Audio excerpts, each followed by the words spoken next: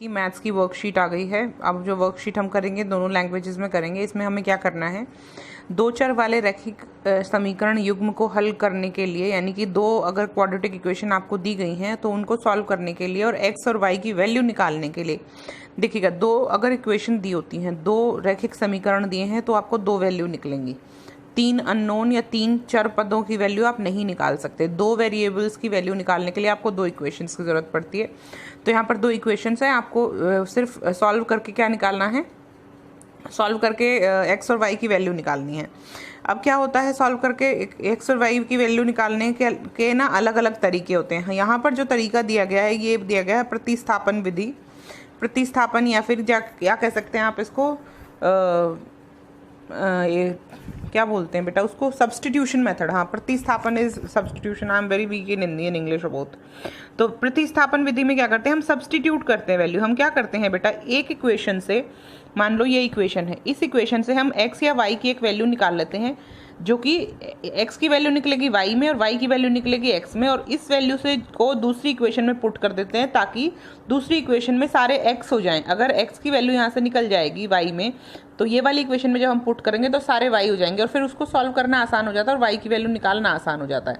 ठीक है, तो हम इसको ऐसे ही करने वाले हैं सब्सटीट्यूशन मेथड से। तो अब आगे देखिए होता कैसे है। यहाँ पर दो इक्वेशन आपको दी गई थी, दो इक्वेशन है 7x - 15y = 2, x + 2y = 3।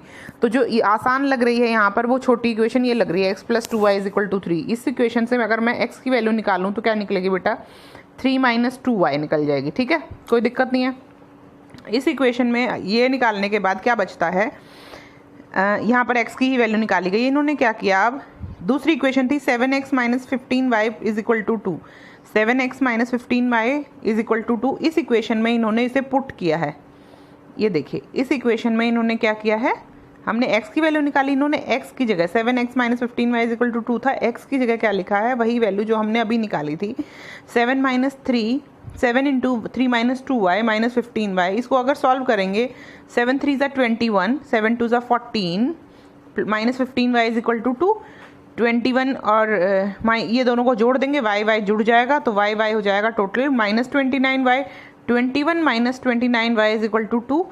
ये 21 उधर चला जाएगा 2 के पास, तो 2 - 21 - 19, और -29 = -19, तो y की वैल्यू हो जाएगी -29/19। ये कट जाएगा बेटा इससे, और y की वैल्यू आ जाएगी 19/29। ठीक है, समझ में आया। हमने क्या किया, सिंपली हमने एक चीज़ की, यहाँ पर हमने इसकी वैल्यू को इस इक्वेशन में से, एक इक्वेशन में से वैल्यू निकाली और दूसरी इक्वेशन में उस वैल्यू को रख दिया। अब क्या आ गया, y की वैल्यू आ गई। अब y की वैल्यू को रख दो। यहाँ पर हमने x की वैल्यू क्या निकाली थी, हमने x की वैल्यू निकाली थी बच्चे, x = 3 - 2y।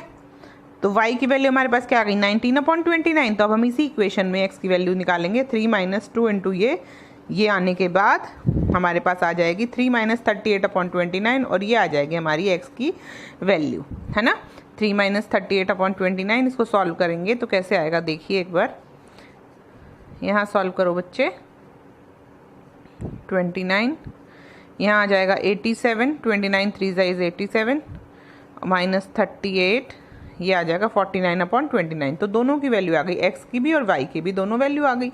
ये हो गया सब्स्टिट्यूशन मेथड या फिर विस्थापन विधि जिसको बोलते हैं। इसमें हम क्या करते हैं, एक की वैल्यू निकालते हैं और दूसरी वैल्यू को दूसरी इक्वेशन में उस वैल्यू को पुट कर देते हैं, जिससे क्या हो जाता है, हमारा इक्वेशन सॉल्व करना आसान हो जाता है।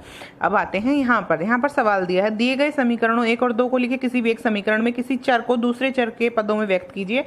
ठीक है, एक इक्वेशन को लीजिए, उसमें x को y की फॉर्म में या फिर y को x की फॉर्म में, जो भी इजी इक्वेशन हो उसमें रख लीजिए, और फिर उस इक्वेशन का वैल्यू उस समीकरण में जो चर की वैल्यू आपने निकाली है उसको दूसरी इक्वेशन में पुट कर देंगे। बेटा सिर्फ यही करना है, अभी मैं आपको करके दिखाऊंगी। क्वेश्चन यहाँ पर दिया गया है, एक्सरसाइज कहती है डैश और डैश रैखिक समीकरण युग्म के हल करने के बीजगणितीय विधियां हैं। यहाँ पर कौन से दो मेथड्स का डिस्कशन किया गया है, यहाँ पर दो मेथड्स की बात की गई है बेटा, प्रतिस्थापन विधि दी गई है दूसरी विधि, और विलोपन विधि। दूसरी विधि यहाँ पर दी गई है विलोपन विधि, यानी प्रतिस्थापन विधि और विलोपन विधि। ओमिशन मेथड है और सब्स्टिट्यूशन मेथड है, दो ही मेथड्स हैं जिसके द्वारा हम बीजगणितीय मतलब किसी भी क्वाड्रेटिक इक्वेशन को सॉल्व कर सकते हैं। तो यहाँ पर प्रतिस्थापन विधि और विलोपन विधि दी गई है। आगे चलते हैं, अगला क्वेश्चन कहता है प्रतिस्थापन विधि में हम क्या स्थापित करते हैं, हम एक चर की वैल्यू को दूसरे चर में प्रतिस्थापित करते हैं। एक वेरिएबल को हम दूसरे वेरिएबल की फॉर्म में निकालते हैं और फिर उसकी वैल्यू को सब्स्टिट्यूट किया जाता है, यानी कि चर की वैल्यू को सब्स्टिट्यूट प्रतिस्थापित किया जाता है। अब हम आते हैं इस क्वेश्चन पर जो कि हमें सॉल्व करना है। एक बार मैं आपको इंग्लिश की वर्कशीट और दिखा देती हूँ कि इंग्लिश की वर्कशीट इसकी कैसी है।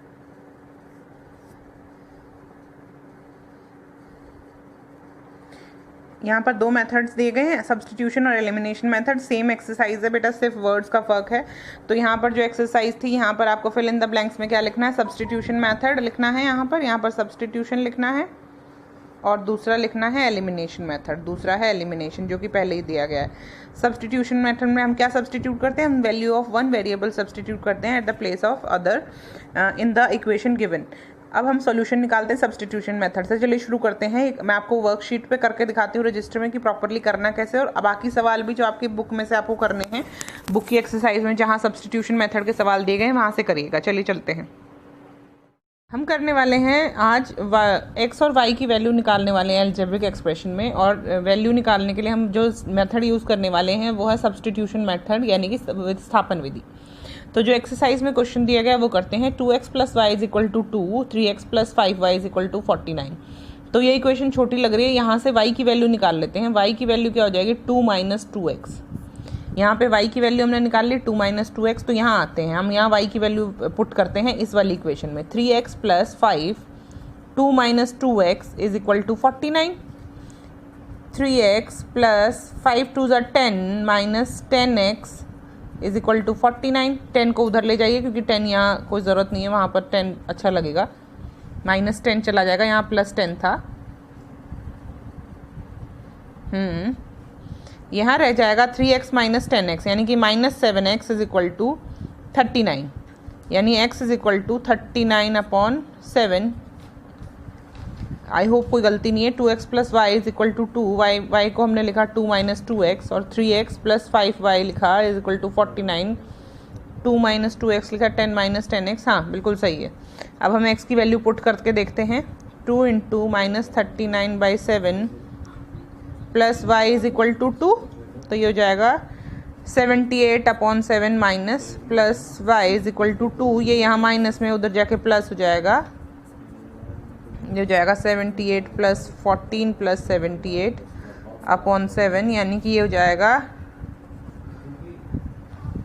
92/7। तो y की वैल्यू आ जाएगी 92/7 और x की वैल्यू क्या हो गई, -39/7। अगर आपको चेक करना है कि आंसर ठीक है कि नहीं, तो हम क्या करते हैं, हम इस इक्वेशन में इसको रख के देखते हैं। 2 की जगह हम रखते हैं -x की जगह हम ये रखते हैं, प्लस y की जगह हम रखते हैं 92/7। क्या आना चाहिए, 2 आना चाहिए। यहाँ पर क्या आएगा 92/7, ये इधर, तो ये वाला इधर ले आओ, और ये क्या बनेगा 78/7, है ना। 39 2 78 = 2, ये हो जाएगा 14/7, यानी कि 2। ये इक्वल, यानी वेरीफाइड भी हो गया कि ये वैल्यू बिल्कुल सही आई है, 39/7 और 92/7। आई होप ये वर्कशीट आपकी कंप्लीट होती है। यहाँ पर अगर कोई डाउट है तो पूछेगा, and keep doing the exercise from the maths book जो आपके पास है। आप लोगों ने खरीद ली होंगी, अभी तक खरीद लीजिए बुक्स और जल्दी से प्रैक्टिस करना शुरू कीजिए। Bye bye, take care.